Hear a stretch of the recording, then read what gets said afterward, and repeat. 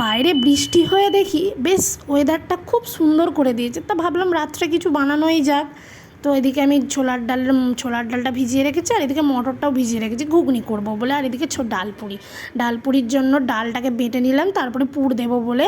এবার তেলেতে একটু হিং যদি তোমাদের থাকে হিংটাকে দেবে, আমার কাছে ছিল না তাই হিংটা দিতে পারিনি। তার মধ্যে একটু নুন চিনি দিয়ে আর ঘরোয়া কিছু মশলা দিয়ে নাড়াচাড়া করে নামিয়ে নেব। তোমরা যদি চাও যে মশলা কোনো দেবে না, তাও নাও দিতে পারো। এই যে আমার ঘুগনি রেডি, বেশ কালারটাও সুন্দর এসে গেছে। আমার কাছে পেহলে দর্শনধারী পিছে গুণ বিচারি, তাই খাবার জিনিস যদি দেখতে না ভালো হয় আমার ঠিক খেতে ভালো লাগে না। এদিকে পুরটাও ঠান্ডা হয়ে গেছে, আর লেচির মধ্যে আমি মানে ভিতরে ঢুকিয়ে এবার বেলে নেব। বেলে এবার ভেজে নিলেই ব্যাস ডালপুরি আমার রেডি। চলো গরম গরম পরিবেশন করো। আর তেলটা আমি অল্প দিয়েছি, কারণ হেলথটাকেও তো মেনটেন করে এখন চলতে হবে, যা যুগ পড়েছে চারিদিকে। এই যে আমার ডালপুরি রেডি, আর এদিকে ঘুগনি আর তালশাঁস আর মিহিদানা ছিল। তোমাদের ব্লগটা ভালো লাগলে একটা লাইক করে দিও। টাটা।